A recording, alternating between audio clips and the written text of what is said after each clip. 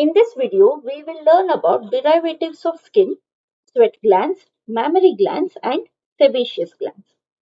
First, we will discuss about sudoriferous glands, also known as sweat glands. As we know, sweat glands are the ones which secrete the sweat, and this will help us to cool down our body temperature. Sudoriferous glands are tubular in pushings of epidermis deep into the dermis.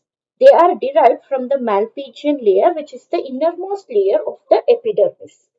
Their proximal part is in the form of a narrow tube and opens on the skin surface by the pore. The distal part has a blind end which is coiled, contains gland cells, and is surrounded by blood vessels. Now, if we imagine the part of the skin which is outside exposed will have an opening and tubular part, and then you will have a coiling part, glandular cells inside it. So the number of these glands varies in different animals. The number of glands also vary in different individuals and even in different parts of one individual. For example, in rabbit, as the skin is richly clothed with hair, sweat glands are very few, but on lips they are many. In case of human beings, there are about 400 per square centimeter on palms and just 60 to 80 per square centimeter on the back. A total of 1 million sweat glands are estimated to be present on human body. Now, if we see the function, we know that sweat gland produces sweat.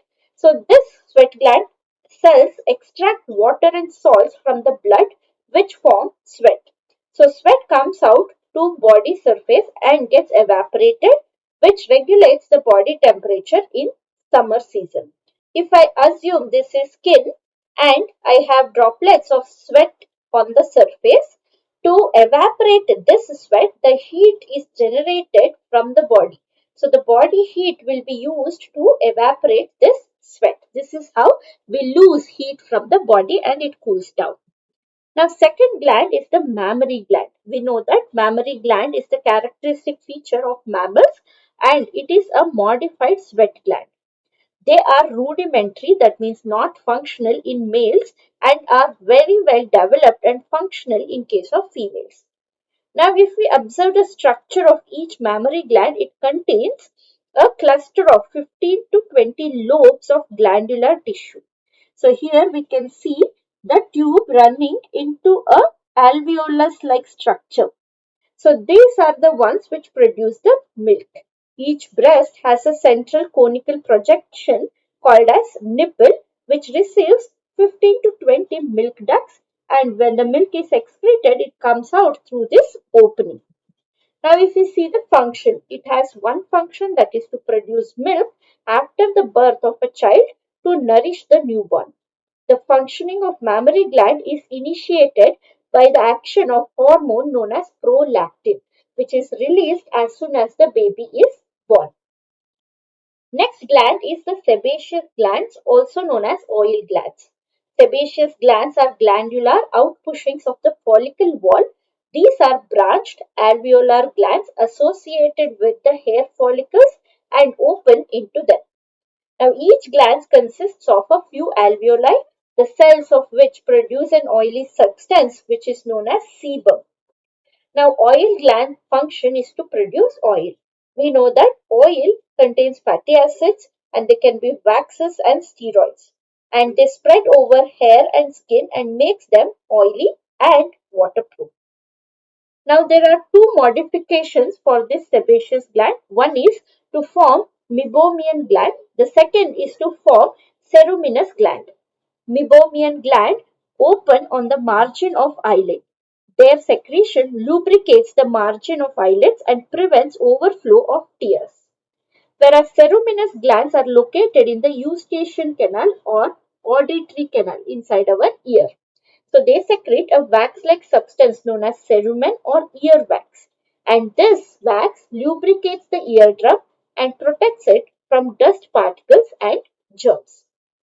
Now, all these glands secrete secretions out of the body, and sometimes we can see on the surface of our skin the structures like acne, pimples, blackheads, and whiteheads. These occur when the glands secrete excess of secretion or when they get blocked. For example, if I take acne, it is the result of inflammation of sebaceous gland. It is caused by the hormonal influence. It is the most common problem of adolescents. So sebaceous glands secrete oily secretions and makes it sticky, cells bacterial cells can stick to it and start growing. So solution is to simply wash face frequently. Second is pimples. They are formed due to accumulation of sebum on the skin. Being nutritious, it supports bacterial growth and results in the formation of pimples and boils. Another problem is whiteheads, which appear due to blockage of the ducts of sebaceous glands on the face. Whereas blackheads, on the other hand, are formed when sebum of whiteheads is oxidized and turns black, marking small black dots on the facial skin. Now we also have freckles. They are different from blackheads because freckles are small patches of dark and light colored skin on the face. It is due to patches of melanin pigment itself. So blackhead will be a sebum accumulation, whereas freckle is accumulation of melanin. I hope it is clear to you. Thank you.